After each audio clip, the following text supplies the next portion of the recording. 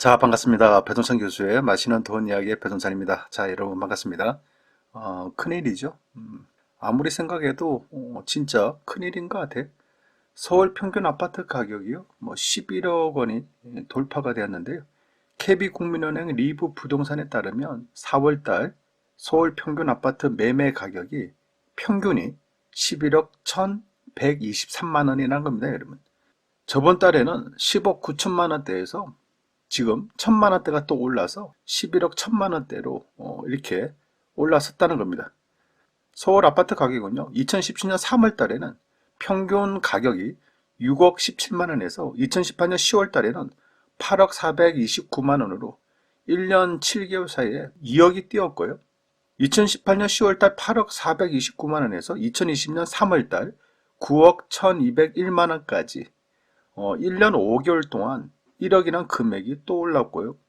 2020년 3월달 9억 1201만 원에서 2020년 9월 10억 312만 원으로 6개월 사이에 1억 원이나 또 올랐다는 얘기입니다. 그리고 2020년 9월 10억 312만 원에서 2021년 4월달 11억 1123만 원으로 7개월 사이에 또 1억이 올랐다는 얘기죠.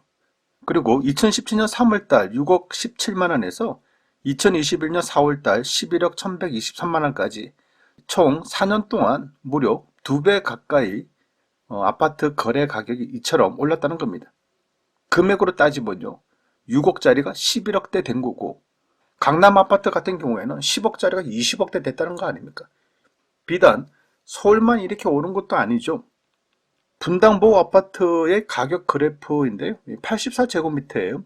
그래서 2017년 4월 달에는 5억 정도에 거래되는 금액이 2021년 4월 달에는 무려 13억대 거래가 된다는 얘기고요. 평촌에 있는 모 아파트인데요. 면적은 109제곱미터입니다. 2017년 4월 달에는 5억대가 거래가 됐고요. 2021년 4월 달에는 11억대가 거래가 되고 있어요. 대구 수성구의 115제곱미터 아파트인데요. 한번 그래프를 보시면 2017년 5월 달에는 한 5억대 후반부터 6억대 초의 가격이죠. 그런데 2022년 4월 달에는 12억대 거래가 이루어지고 있고요. 대전 둔산동의 모 아파트인데 134제곱미터인데 2017년 4월 달에는 3억에 거래되는 금액이 2021년 4월 달에는 7억대 거래가 되고 있다는 거예요. 여러분, 그냥 있는 사실이지 않습니까? 이거는 국토교통부에서 제공되는 부동산 실거래 가격, 있는 그대로의 가격이라는 거죠.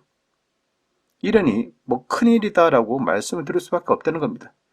이런 시대의 젊은이들에게요, 바르게 살아라, 착하게 살아라, 열심히 일해서 저축해서 돈 모아라. 근데 이런 말을 어떻게 할 수 있을까요? 4년 동안 아파트 가격이 거의 2배로 올라가는 이런 시대에 그냥 돈만 열심히 모아라, 저축해라, 이런 말을 어떻게 할 수 있냐는 거죠. 솔직히 저희 입장에서 본다면, 부모된 입장에서 또한 부동산을 조금 말고 재테크를 조금 하는 이런 저희 입장에서 본다면 이렇게 말을 해야 되지 않을까요? 아껴 쓰라, 열심히 돈을 모아라, 그리고 가능하다면 작은 집이라도 내 집 마련부터 해라. 저는 항상 여러분에게 이렇게 말씀을 해드리고 싶어요. 가능하다면 부동산 투기를 해라, 아파트를 많이 사라는 게 절대 아니고요. 가능하다면 무주택자 여러분, 가능하다면 신혼부부 여러분, 가능하다면 젊은 직장인 여러분, 가능하다면 제일 먼저 내 집 마련부터 하시라는 거예요. 이건 예전 방송에서도 제가 수차례 말씀드린 거예요. 내 집 마련만큼 가장 중요한 재테크는 없다라고 말씀을 드린다는 거예요. 통계청에서 나온 재밌는 자료가 있죠.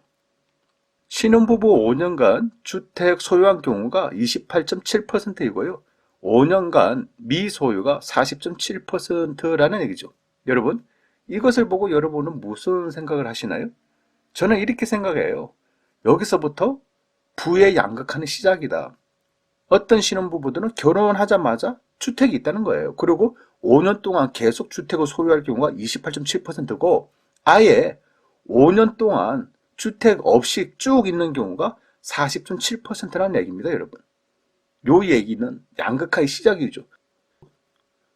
그리고 5년간 맞벌이 유지, 주택 소유 변화를 살펴보면 맞벌이 부부 1년 차에는 주택 소유가 37.6%, 2년 차에는 43.7%, 그리고 5년 차에는 62%라는 얘기입니다. 즉 맞벌이를 하고 나서 5년이 지나 보니까 집을 가진 경우가 62%라는 거죠. 그리고 5년간 외벌이, 맞벌이가 아니라 외벌이인 경우 주택 소유 변화인데요. 1년 차에는 35.4%, 2년 차에는 40.7%, 5년 차에는 54.3%는 얘기죠. 결국 두 그래프를 동시에 보게 되면 맞벌이 5년 차에는 62%가 집을 가지고 외벌이 5년 차에는 54.3%가 집을 가진다는 얘기예요. 그러니 맞벌이를 해야지 조금이라도 내 집만을 앞당긴다. 이렇게 말씀을 드릴 수가 있다는 얘기겠죠. 그리고 신혼부부들의 5년간 주택 소유, 미소유별 유자녀 변화를 한번 살펴봤는데요. 5년간 주택이 없는 경우 1년 차 때 아이가 있는 경우가 24.5%, 5년간 집이 있는 경우에 아이가 있는 경우는 22.2%라는 얘기입니다. 이 자료를 놓고 보면 1년 차일 때는 집이 없는 사람이 오히려 자녀가 있을 확률이 더 많다는 얘기겠죠. 그런데요, 결혼 5년 차에는 5년간 미소유이면서 유자녀율이 80.7%고 5년간 집이 있는 경우 유자녀율이 82.9%라는 얘기입니다. 결국 내 집 마련이 된 경우에 출산율도 더 높아진다는 이야기가 되겠죠. 어떻게 보면 참 슬픈 현실이죠. 내 집 장만이 되면 아이를 낳고 내 집이 없는 경우에는 아이를 낳기가 좀 꺼린다는 얘기가 될 수 있겠죠. 그러니까 내 집이 없는 경우에는 아이 낳는 것마저도 뒤로 미룬다는 얘기가 된다는 얘기죠. 그러니 씁쓸함을 느낄 수밖에 없다는 거예요. 이러한 의미에서 볼 때 지나친 집값 상승은 분명 젊은 층들에게, 신혼부부층들에게, 무주택자들에게 상당한 고통을 줄 수밖에 없다는 얘기예요. 따라서 정부는 집값 상승을 최대한 억제해야 되겠죠. 그게 정부의 책임이지 않을까요? 그런데 이처럼 집값 상승의 원인을 일부 투기꾼들이다. 그리고 비정상적인 거래를 하는 사람들, 가격 호가를 올리고 실거래가를 이렇게 해서 일부러 또 계약 취소하고 이런 사람들 때문이다. 그리고 부동산 시장에 가열된 투기 심리 때문이다. 라고 딴 데서 책임을 돌리기 이전에요. 그냥 일부 투기꾼들 때문이라면 세금으로 환수하면 되지 않습니까? 아니 취득세 강화하고 종부세 강화하고 양도소득세 강화를 미리 했으면 된다는 얘기예요. 그리고 부동산의 불법 거래자들 잡아들이면 되지 않습니까? 아니 지금 시대에 못 잡아들일 게 뭐가 있습니까? 지금 LH가 됐든 공무원이 됐든 지금 막 잡아들이고 있지 않습니까? 아니 근데 예전부터 부동산의 불법 거래자들 얼마나 많았습니까?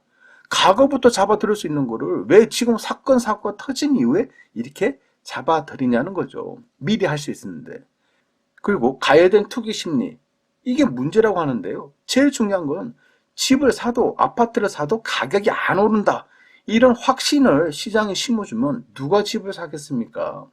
아니 대한민국 부동산 역사를 놓고 볼 때 무조건 집값이 올랐다. 요 얘기는 틀린 얘기가 되지 않을까요? 집값이 급등할 때도 있고 집값이 떨어진 때도 있고 집값이 오른 때도 있고 떨어질 때도 있고 항상 리듬감 있게 이 리듬을 타고 오르고 떨어지를 반복했다는 거예요.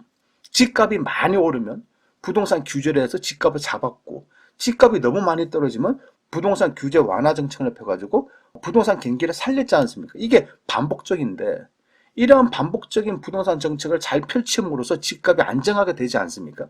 올라도 적당한 선에서 오르게끔. 그런데 지금 부동산 가격은 올라도 너무너무 많이 올랐다는 얘기예요. 즉 미리미리 취득세 12% 요거 때리는 이유 주춤했지 않습니까? 양도세 기본소유 플러스 20 내지 30% 중과세 요거 이제 6월달부터 시작이지 않습니까? 시장에서 휘청한다는 얘기죠. 종부세, 재산세, 중과세 지금 난리 났지 않습니까? 부동산 법인 투자 중과세 지금 법인 투자를 다 주춤해버렸지 않습니까?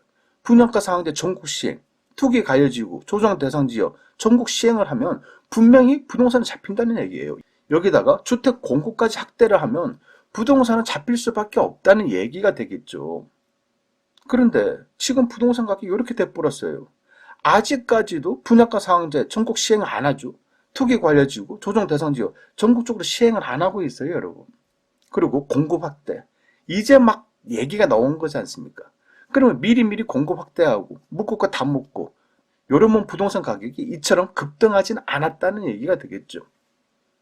결국 가만히 있는 자들만 바보가 되고, 이런 와중에 부동산 투기 투자한 사람들은 비투를 통해서 부동산 산 사람들, 이런 사람들만 돈을 벌게 한 거 아닐까요?